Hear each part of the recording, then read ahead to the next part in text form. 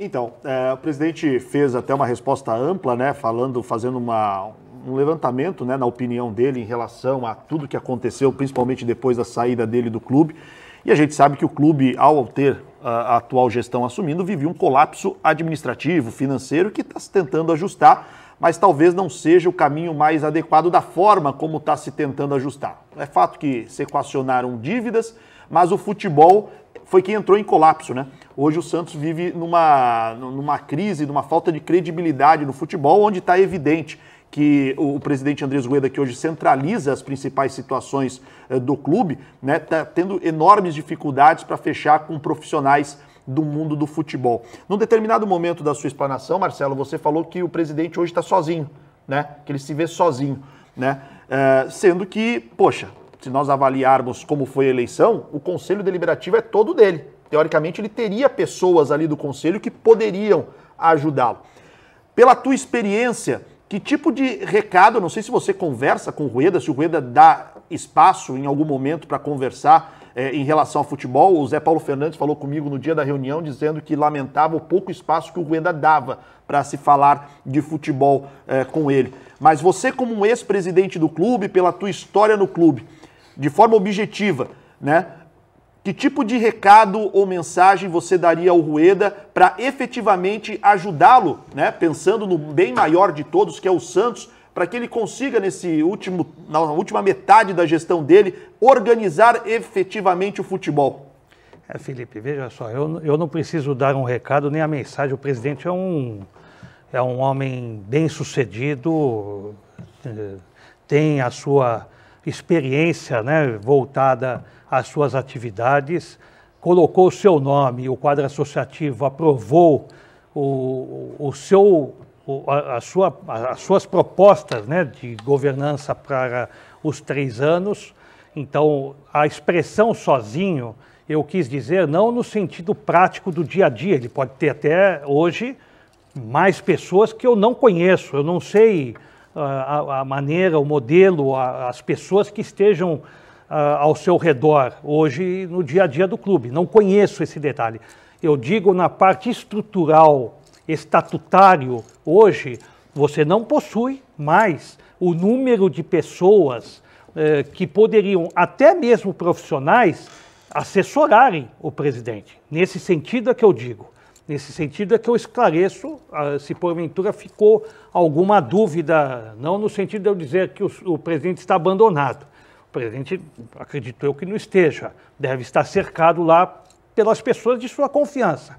Mas no meu modo de ver, na minha maneira de administrar uma instituição do porte da universidade, do nosso complexo, sistema de comunicação, você precisa e tem a necessidade de ter profissionais e pessoas auxiliando diretamente as decisões do presidente.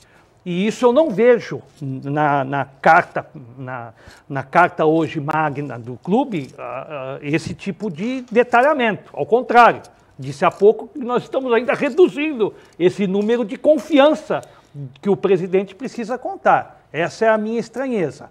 Agora, respondendo também a sua pergunta, a gestão, ela assumiu, não quero dizer aqui sobre os demais presidentes, o que cometeram de certo, de errado, foram, em tese, penalizados pelo Conselho, estão respondendo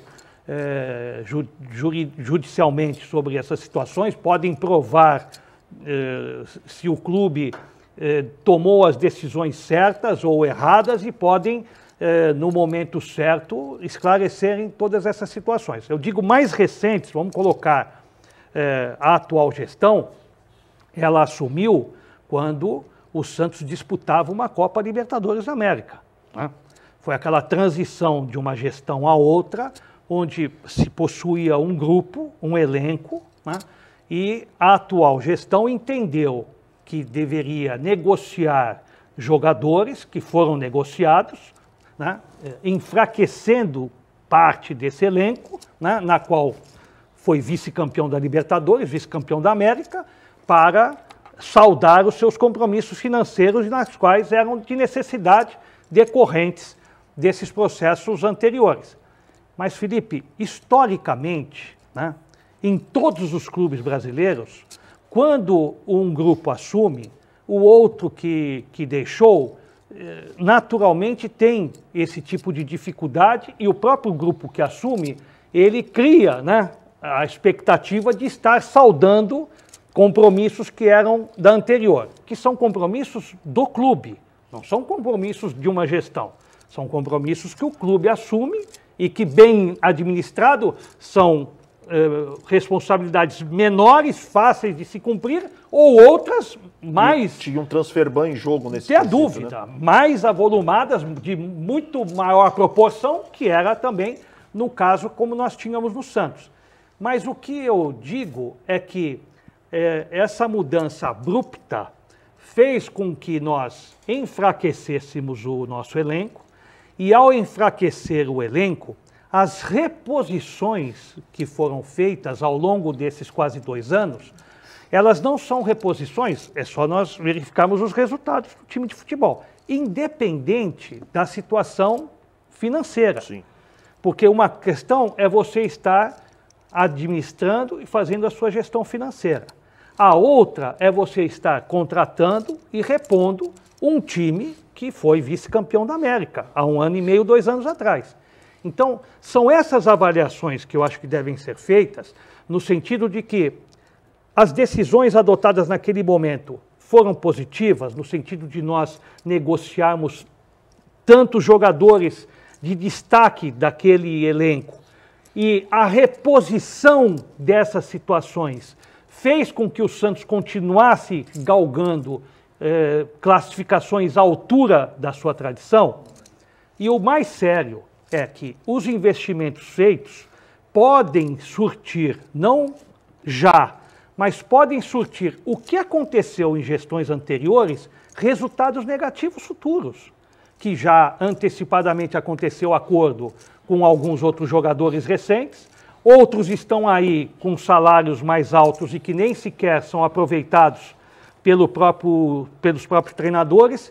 Então, tudo isso cabe uma reflexão no sentido de que a gente, ao menos entre numa nova temporada, que é a de 2023, que é o último ano da gestão do presidente Rueda, que ele aproveite essa fase, né, para que ele possa, ao refletir tudo aquilo que esteja acontecendo, fazer com que essas decisões que aconteçam nesse momento, nas quais infelizmente estão sendo adotadas no meio e no transcurso de um campeonato brasileiro tão competitivo, onde você conquista 2 vitórias, você está entre o G8. Onde você perde 2 vezes, você está praticamente disputando a zona do rebaixamento. É muito preocupante você ter uma conduta de controle dessa máquina, e essa máquina não está com os seus chefes, os seus capitães, nos postos corretos, que é, no caso, a gerência de futebol, a coordenação de futebol e o treinador.